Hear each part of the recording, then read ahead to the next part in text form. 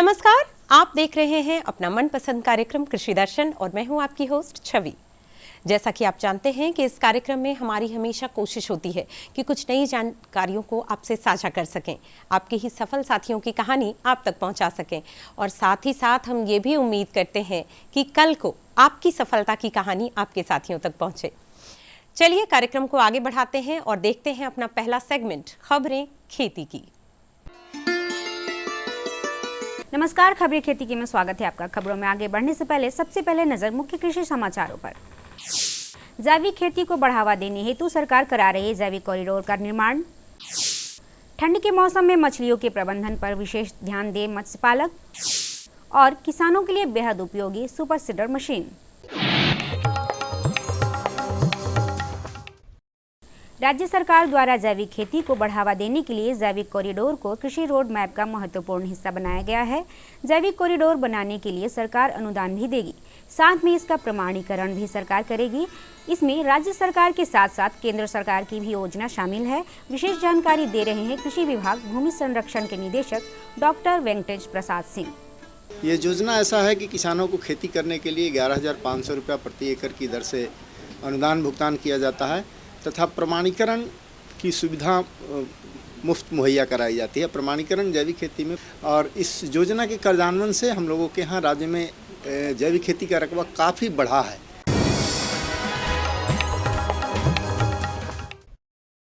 मछली पालन में मौसम की भूमिका भी अहम होती है। समय के अनुसार उनका रखरखाव भी बदल जाता है। जैसे सर्दियों के मौसम में उनमें खाने की दर कम हो जाती है, इसलिए चारे की मात्रा आधी कर देनी चाहिए, अन्यथा बचे हुए चारे के कारण पानी में ऑक्सीजन की मात्रा कम हो जाती है, जिससे मछलियों को परेशानी होती है। इसके अलावा एयरेटर के प्रयोग से भी पानी का तापमान नियंत्रित रखा जा सकता है। मशरूम सामान्य रूप से छत्तेदार खाद्य फफूंदी है जो स्वाद और पौष्टिकता के कारण काफ़ी लोकप्रिय है। इसकी खेती में बहुत ज़्यादा संसाधनों की ज़रूरत नहीं होती। इसकी खेती कृषि, वानिकी या पशु व्यवसाय संबंधी अवशेषों पर की जाती है और उत्पादन के पश्चात अवशेषों का प्रयोग खाद के रूप में कर लिया जाता है। इसके उन्नत प्रभेदों का प्रयोग कर बेहतर मुनाफा लिया जा सकता है। जलवायु के अनुसार हमारे यहाँ मशरूम की कुछ किस्में सफलतापूर्वक उगाई जाती है, जैसे कि श्वेत बटन मशरूम या फील्ड मशरूम। इसे बटन मशरूम के नाम से भी जाना जाता है। यह देश में उगाई जाने वाली लोकप्रिय किस्म है। इसकी नवीन किस्में S11 व S22 विकसित की गई है। धान पुआल खुम्भी या पैडी स्ट्रा मशरूम, यह गर्मी में उगाई जाने वाली मशरूम है। इस मशरूम को घर के बाहर व घर के अंदर दोनों स्थानों पर सफलतापूर्वक उगाया जा सकता है। ढींगरी मशरूम स्वाद व सुगंध पोषक तत्वों से भरपूर होता है। ढींगरी मशरूम यह मोटापे, मधुमेह व हृदय रोग से पीड़ित लोगों के लिए आदर्श आहार है, इसलिए बाजार में इस मशरूम की सबसे अधिक मांग रहती है। मुर्गी पालक भाई बहनों, इस ठंड के मौसम में अपनी मुर्गी के घरों को नमी रहित बनाने के लिए आप लकड़ी की कुन्नी का मुर्गियों के लिए इस्तेमाल कर सकते हैं। इसके अलावा अगर आपने टीकाकरण नहीं करवाया है तो समय पर आप टीकाकरण अवश्य करवाएं। इससे मुर्गियों की मृत्यु दर में कमी होगी। विशेष जानकारी दे रहे हैं बिहार पशु चिकित्सा एवं विज्ञान महाविद्यालय के वैज्ञानिक डॉक्टर रीना कुमारी कमल। चूजे को ये मौसम बहुत नुकसानदायक है और जो बढ़ते हुए मुर्गे हैं, जैसे 1 महीने तक वो चूजे रहते हैं, जस्ट उसके बाद वयस्क अवस्था में जाते हैं तो उस समय कॉक्सीडियोसिस के चांसेस काफ़ी हो जाते हैं। तो जो आपके घर के अंदर सॉडस्ट है, जिसको लकड़ी का कुन्नी कहते हैं, उसका प्रबंधन बहुत अच्छे से होना चाहिए।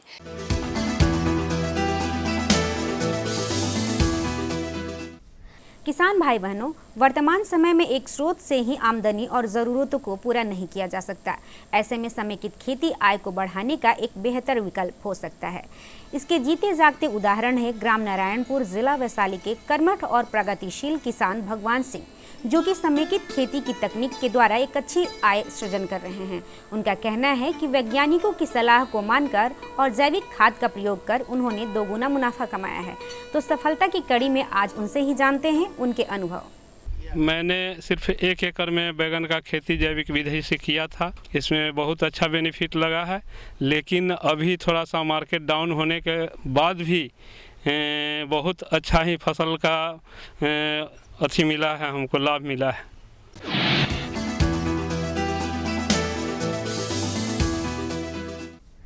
किसान भाई बहनों, सुपर सीडर मशीन हमारी कई समस्याओं को एक साथ में निदान करती है। सुपर सीडर मशीन से किसानों को धान के बाद गेहूं की बुआई के लिए बार बार जुताई करनी नहीं होती और ना ही पराली को जलाने की ज़रूरत होती है, बल्कि यह पराली खाद का काम करेगी। सुपर सीडर में रोटावेटर, रोलर व फटी सीडर ड्रिल लगा होता है। सुपर सीडर ट्रैक्टर के साथ 12 से 18 इंच खड़ी पराली के खेत में जुताई करते हैं, जिससे आपका काम काफ़ी सरल हो जाता है और समय भी बचत होती है। अब जानते हैं क्या है आज का मंडी भाव। आइए अब चलते हैं बाकरगंज पटना अनाज मंडी, जहां जानेंगे अनाजों के ताज़ा भाव। लोकल गेहूं 3,200 रुपये प्रति क्विंटल, सुपर चावल 5,200 रुपये प्रति क्विंटल, अरवा चावल 5,000 रुपये प्रति क्विंटल और बासमती चावल 10,000 रुपये प्रति क्विंटल। अब समय हो चला है मौसम पूर्वानुमान का। मौसम विभाग से प्राप्त जानकारी के अनुसार कल राजधानी पटना का अधिकतम तापमान 22 डिग्री सेल्सियस एवं न्यूनतम तापमान 10 डिग्री सेल्सियस रहने की संभावना है। किसान भाइयों, गांठ बांध लो, गांठ बांध लो, बात बहुत है काम की, समृद्धि के पैगाम की। मिट्टी के मिजाज को समझो, मिट्टी के हर राज को समझो, मिट्टी की तुम जांच कराओ, मुफ्त सॉइल हेल्थ कार्ड ले जाओ। कभी मुनासिब बीज लगाओ, सही किस्म की खाद ले आओ, जितनी जरूरी उतनी डालो, सही मात्रा खुद पहचानो, इसको अपना मंत्र बना लो, मिट्टी की सेहत तो जानो।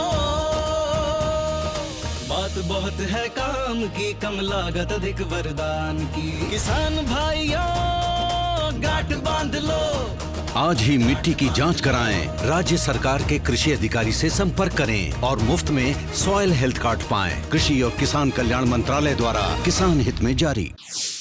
खबरें खेती की में अभी आप रूबरू हो रहे थे मौसम के मिजाज से। लिया आपने जायजा मंडी के भाव का, जाना आपने नवीनतम तकनीकों और उपकरणों के बारे में, और साथ ही साथ सफलता की कड़ी में आप रूबरू हुए अपने ही एक सफल साथी के सफलता की कहानी से। कार्यक्रम में बढ़ते हैं आगे, जहां बारी है इस भेंट वार्ता की। मोटे या पोषक अनाजों की खेती आज नहीं बल्कि काफी पहले से हो रही है, लेकिन इसे परंपरागत तरीके से करने के कारण कई बार हम इसका पूरा लाभ नहीं ले पाते, जबकि वर्तमान समय में बाजार में इसकी मांग काफी है। तो आइए अब इस भेंट वार्ता के जरिए अपने विशेषज्ञ से जानने का प्रयास करते हैं कि मोटे या पोषक अनाजों की वैज्ञानिक खेती कैसे करें। नमस्कार, मैं हूं विकास। आप देख रहे हैं कार्यक्रम कृषि दर्शन।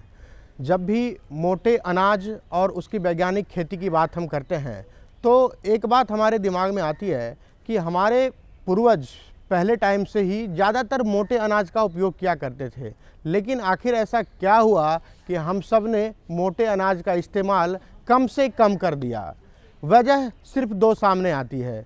एक तो आज का ये मॉडर्न ज़माना जो कि पतला से पतला चावल, अलग अलग वेराइटीज़ का खाना पसंद करने लग गया और मोटे अनाज को दरकिनार कर दिया। दूसरा वजह, हमारे देश में हरित क्रांति के दौरान हमारे देश की उत्पादकता को बढ़ाने के लिए अलग अलग वैरायटीज़, अलग अलग हाइब्रिड का उपयोग करके मैक्सिमम अनाज का उत्पादन पाने के लिए भी मोटे अनाज को कहीं ना कहीं कम कर दिया गया। हाँ दोस्तों, आज हम फिर से इसी टॉपिक पर चर्चा करेंगे, बात करेंगे मोटे अनाज में उपलब्ध पोषक तत्व के बारे में और उसकी वैज्ञानिक खेती के बारे में। इसकी जानकारी देने के लिए हमारे साथ हैं डॉक्टर मनोज कुमार केवीके जहानाबाद से। सर, आपका बहुत बहुत स्वागत है हमारे आज के इस कार्यक्रम कृषि दर्शन में। मेरी तरफ से सर, एक पहले बहुत ही बेसिक प्रश्न से शुरुआत करेंगे सर। चूँकि मोटे अनाज का उपयोग हम सब शुरू से करते आए हैं सर, लेकिन आखिर ऐसा क्या हो गया सर कि मोटे अनाज में इतनी पौष्टिकता होने के बावजूद भी हम सब ने उसका उपयोग बंद कर दिया? मोटे अनाज की लोकप्रियता पहले थी, अभी कम है। तो इसका जो आंसर जो है, जो मतलब मैं जो देख रहा हूँ, तो इसमें सबसे जागरूकता का अभाव है। लोगों के पास यह जानकारी अभी तक मतलब जो उतना नहीं है। अगर जो व्यक्ति इसके प्रति जाने हैं, इसके पौष्टिकता को, इनका है जो कि कितना मतलब स्वास्थ्य के लिए लाभप्रद है, तो उसके प्रति आकर्षित हुए हैं। तो बिहार में मोटे अनाजों की खेती को बढ़ावा देने के लिए और हिंदुस्तान में मोटे अनाजों की खेती को बढ़ावा देने के लिए जो हमारे माननीय प्रधानमंत्री जी हैं और माननीय मुख्यमंत्री जी हैं और भी तमाम जनप्रतिनिधि महोदय हैं, सभी के स्तर से इसका व्यापक प्रचार प्रसार किया जा रहा। और जैसा कि हम लोग जानते हैं कि जो हमारा बीते वर्ष बीता वर्ष 2023 को, उसको अंतर्राष्ट्रीय मिलेट दिवस के रूप में भी मनाया गया और इस पर मिलेट की खेती को बढ़ावा देने के लिए विभिन्न प्रकार के प्रोजेक्ट सैंक्शन किए गए हैं, इस पर कार्य किए जा रहे हैं। और इसी कड़ी में मैं बता दूं कि आपको गया में एक बहुत बड़ा centre for excellence in millets खोला गया है और हमारे जहानाबाद कृषि विज्ञान केंद्र में भी इसका उपशाखा है। और इसका जो centre for excellence in millets, इसका मेन मकसद यही है कि मिलेट्स की खेती को पुनः इसको बढ़ावा दिया जाए। और बिहार में हम बात करते हैं तो मिलेट्स की खेती के अंतर्गत ज्वार, बाजरा, रागी, सामा, कोदो, चीना इत्यादि मतलब आता है। लेकिन हम इसमें जो 6-7 की बात किए तो इसमें सबसे ज़्यादा जो खेती का जो स्कोप है वह रागी है, जिसको कि मड़ुआ भी कहा जाता है, उसको हमें फिंगर मिलेट्स भी कहते हैं। सर, आपने जागरूकता की बात करी सर कि सभी जनप्रतिनिधि सरकार इसके लिए जागरूकता फैला रही है सर, लेकिन एक पॉइंट ऐसा भी है सर, एक प्रश्न ऐसा भी मन में उठता है सर कि बाजार में अगर अभी हम जाएं तो जो पतले अनाज है सर, उसका मार्केट ज़्यादा है, लोगों में उसको स्वाद के नज़रिए से ज़्यादा अपनाया जा रहा है सर। तो लोग ज़्यादा से ज़्यादा मोटे अनाज को अपनाएं बजाते कि चावल और गेहूं के, क्योंकि अगर हमारे भारत का अगर हम फूड हैबिट देखें सर तो ज़्यादातर चावल का है या तो फिर रोटी, वो भी खास करके गेहूं से बनी हुई रोटी का है। तो चावल और गेहूं के अलावा भी मोटे अनाज होते हैं और उसको हम अच्छे पोषक तत्व के रूप में अपना सकते हैं। इसके लिए क्या किया जा रहा है सर? आजकल मोटे अनाजों को व्यावहारिक जीवन में उतारने के लिए अब देखिए बड़े बड़े मॉल में भी मड़ुआ का आटा मिल रहा है, उसके बाद मड़ुआ का लड्डू मिल रहा है, विभिन्न प्रकार के बिस्कुट्स बनाए जा रहे हैं और उसके उपयोगिता को बढ़ाने के लिए उसको डिस्प्ले किया जाता है। और मैं बता दूं कि मोटे अनाजों में जो कार्बोहाइड्रेट है, जो प्रोटीन है, जो विटामिन्स हैं, जो मिनरल्स हैं, जो फैट्स हैं, जो आप धान गेहूं की बात करते हैं उसके तुलना में 5 से 6 गुना ज़्यादा है। तो इसके लिए ज़रूरत है किसानों को और जनप्रतिनिधियों को और सारे मतलब जो उपभोगी हैं उसको इनके प्रति जागरूकता लाने का और अपने फूड हैबिट में इसको प्रयोग करने का और किसान भाइयों को इसको उत्पादन करने का।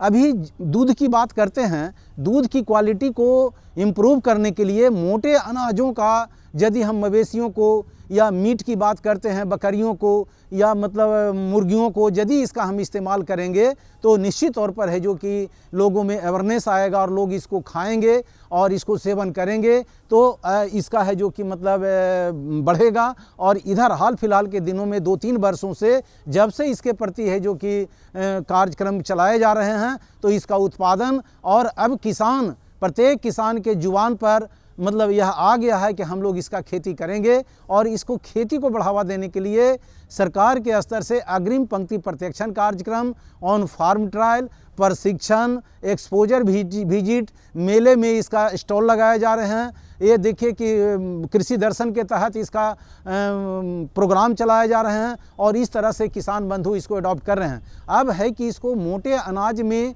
खास करके मड़ुआ की खेती की हमारे बिहार में प्रत्येक जिलों में अपार संभावनाएं हैं। सर, एक प्रश्न और भी उठता है सर कि मोटे अनाज में इतना सारा गुण होने के बावजूद भी जो है अगर हमारे किसानों को एक प्रॉपर मार्केट नहीं मिलेगा, अगर बाजार नहीं मिलेगा तो जाहिर सी बात है वो इसका उत्पादन कम कर देंगे, फिर हमारा ये सारा प्लान जो है जैसे कि तैसे हो जाएगा। तो ऐसी स्थिति में सरकार हमारे किसानों के लिए मोटे अनाज के उत्पादन को बढ़ाने के लिए क्या योजनाएं लेकर आ रही है और इसका बाजार कहां तक है सर? देखिए, जिस प्रकार से धान, गेहूं, मक्का है इत्यादि उसका समर्थन मूल्य सरकार के स्तर से निर्धारित किया गया है, तो ठीक उसी प्रकार से मोटे अनाजों को भी समर्थन मूल्य का व्यवस्था किया गया है और इसका मार्केट का कहीं कोई दिक्कत नहीं है। लेकिन सबसे पहले हम ये कहेंगे कि a satisfied customer is the best advertisement, यानी यदि इसको हम पहले अपना कंजम्पशन करें, प्रयोग करें मवेशियों को, बकरियों को, और मार्केट इसका है, अभी जगह जगह मॉल में भी इसका है जो कि व्यवस्था किया गया है, तो किसान बंधु इसका बेहतर ढंग से खेती करें और इसको मतलब कटाई सही समय पर करें और कटाई करने के बाद इसको है जो कि मड़ाई करें और सुखाएं और प्रॉपर वे में इसका है जो कि मतलब मार्केटिंग करें। और मड़ुआ की खेती या तमाम मिलेट्स की खेती में बहुत ही मतलब फ़ायदा है, किसानों को वरदान है, मिट्टी भी ठीक ठाक रहता है, पशुओं का चारा भी बनता है। तो सरकार इसके प्रति काफ़ी गंभीर है और सारे कृषि विज्ञान केंद्र में, बिहार कृषि विश्वविद्यालय सबौर या जहाँ भी अनुसंधान केंद्र है वहाँ इस पर दिन रात कार्य किए जा रहे हैं। तो मड़ुआ की खेती या तमाम अन्य जो मिलेट्स हैं उसकी खेती को आने वाले समय में आपको दिखेगा और सरकार का जो योजना है वह हम लोग साकार करेंगे। सर, आप हमारे आज के इस कार्यक्रम में आकर के हमारे किसानों के लिए बहुत अच्छी जानकारी आपने दिया है सर, इसके लिए आपका बहुत बहुत धन्यवाद। सभी लोगों को पुनः नमस्कार। दोस्तों, हमें उम्मीद है कि आज के इस कार्यक्रम से आपको बहुत कुछ सीखने के लिए और समझने के लिए मिला होगा। फिर मिलेंगे अगले अंक में नए विषय और नए विशेषज्ञ के साथ। तब तक के लिए दीजिए इजाज़त। आप बने रहिए दूरदर्शन बिहार के साथ।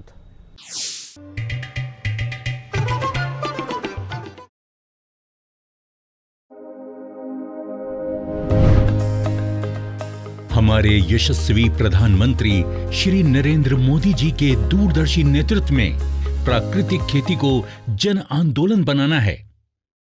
मिट्टी की उर्वरक शक्ति और फसल उत्पादन बढ़ाने, शुद्ध खान पान एवं किसानों की आय बढ़ाने के लिए प्रधानमंत्री श्री नरेंद्र मोदी जी ने प्राकृतिक खेती करने का आह्वान किया है।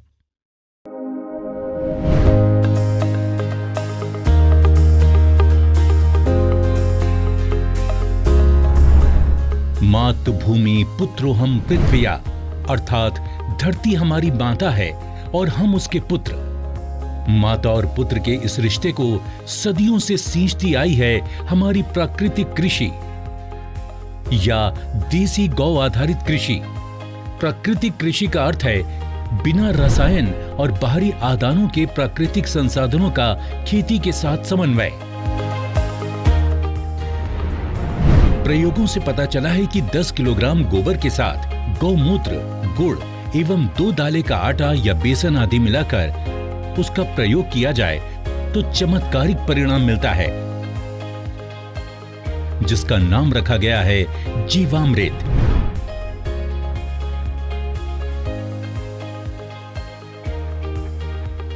प्राकृतिक कृषि प्रक्रिया में धरती का अमृत जीवामृत। आइए हम जानते हैं कि जीवामृत का निर्माण कैसे होता है। जीवामृत निर्माण के लिए जरूरी सामग्री: 10 किलोग्राम देसी गाय का गोबर, 8 से 10 लीटर देसी गाय का मूत्र, 1.5 से 2 किलोग्राम गुड़, 1.5 से 2 किलोग्राम बेसन, 180 लीटर पानी और मुट्ठी भर पेड़ के नीचे की मिट्टी। आसानी से उपलब्ध इन सामग्रियों से जीवामृत बनाने की विधि भी इतनी सरल है कि कोई भी किसान इसे अपने आप बना सकता है। इन सामग्रियों में से गुड़, बेसन एवं गोबर को पानी या तो गौमूत्र का उपयोग करके लिक्विड जैसा बना सकते हैं। अब इन सामग्रियों को एक ड्रम में डालकर उसे लकड़ी के एक डंडे से घोलना है।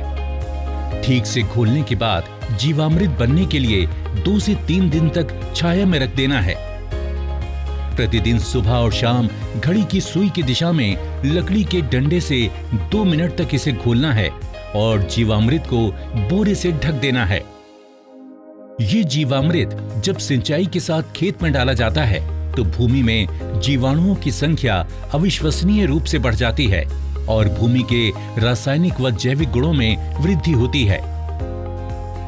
जीवामृत को महीने में 2 बार या 1 बार उपलब्धता के अनुसार 200 लीटर प्रति एकड़ के हिसाब से सिंचाई के पानी के साथ देना चाहिए।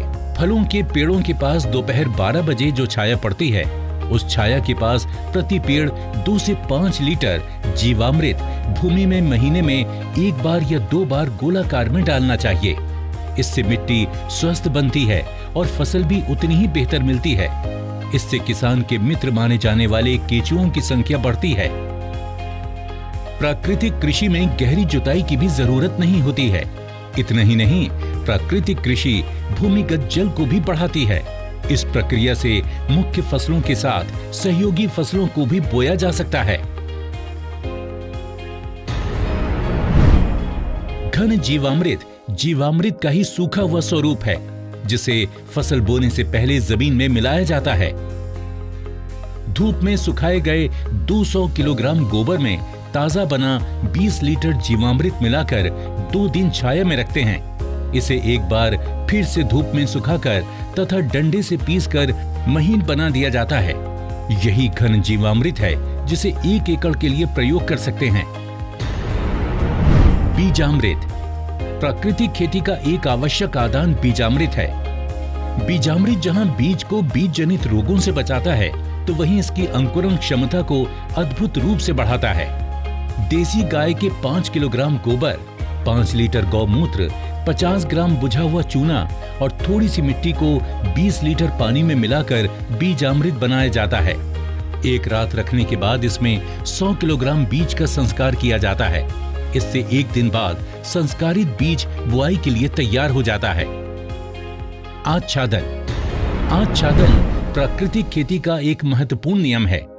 खेती वाली सारी भूमि को फसल अवशेष से या छोटी अवधि की अंतर फसलों से पूरा ढक दिया जाता है। आच्छादन भूमि में नमी बनाए रखता है तथा वातावरण से नमी को खींचकर खेती हेतु पानी की खपत को भी अद्भुत रूप से घटाता है। जीवाणुओं एवं केंचुओं की गतिविधियों को बढ़ाता है, खरपतवार को नियंत्रित करता है तथा अंत में विघटित होकर जमीन से कार्बन उत्सर्जन को रोककर भूमि की जैविक कार्बन क्षमता को बढ़ाता है। वापसा इस कृषि विधि में वापसा निर्माण भी एक महत्वपूर्ण प्रक्रिया है, जिससे भूमि में हवा एवं नमी का बराबर संतुलन बनाए रखा जा सकता है। अग्निअस्त्र प्राकृतिक कृषि विधि केवल भूमि की उत्पादन क्षमता को ही नहीं बढ़ाती है, बल्कि कीट एवं बीमारियों की रोकथाम के लिए भी एक प्रभावी विकल्प प्रदान करती है। फसलों पर कीट पतंगों की रोकथाम के लिए स्थानीय वनस्पति पर आधारित सस्ता तथा किसान के खेत में बनने वाला ही आदान है अग्निअस्त्र। 5 किलोग्राम नीम या अन्य स्थानीय पौधा जिसे गाय नहीं खाती, उसके पत्ते, 20 लीटर देसी गाय का मूत्र, 500 ग्राम तंबाकू पाउडर, 500 ग्राम हरी मिर्च तथा 50 ग्राम लहसुन के पेस्ट को मिलाकर धीमी आंच में उबालकर 48 घंटे के लिए रखा जाता है। सुबह शाम 2-2 मिनट के लिए घोलें। इस घोल का 6 लीटर प्रति 200 लीटर पानी में मिलाकर 1 एकड़ में छिड़काव करें। नीमास्त्र, ब्रह्मास्त्र, दशपर्णी अर्क इत्यादि भी कीट पतंगों की रोकथाम के लिए उपयोग में लाए जाते हैं। इस तरह खट्टी लस्सी, कंडित, सौठास्त्र इत्यादि प्रभावी रूप से विभिन्न बीमारियों के निवारण के लिए प्रयोग में लाए जाते हैं। तो देखा आपने कितना आसान है प्राकृतिक खेती करना हम किसानों के लिए। इससे न केवल हमारे स्वास्थ्य बल्कि हमारी भूमि के साथ साथ आसपास के वातावरण को भी लाभ मिलता है।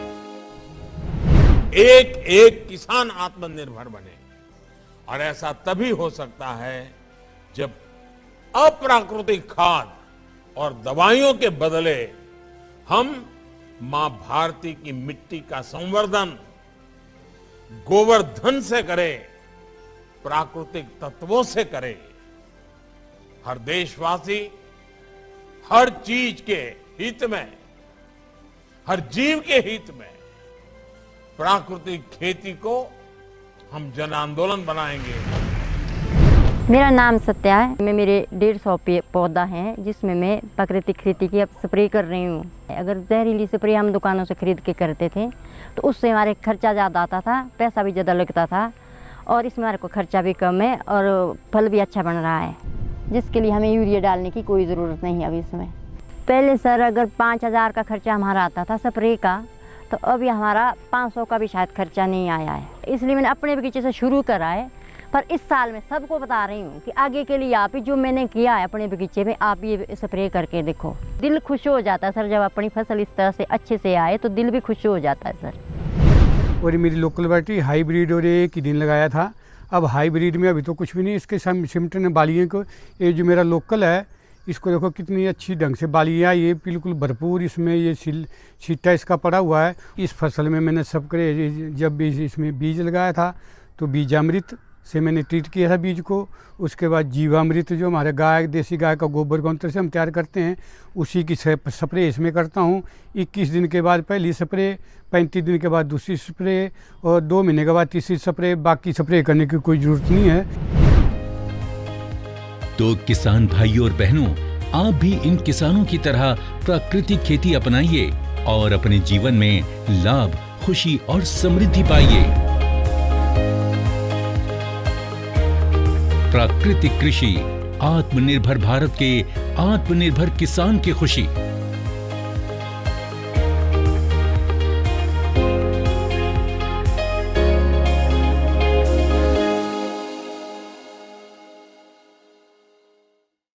उम्मीद करते हैं कि आप इन जानकारियों का पूरा लाभ ले पाएंगे।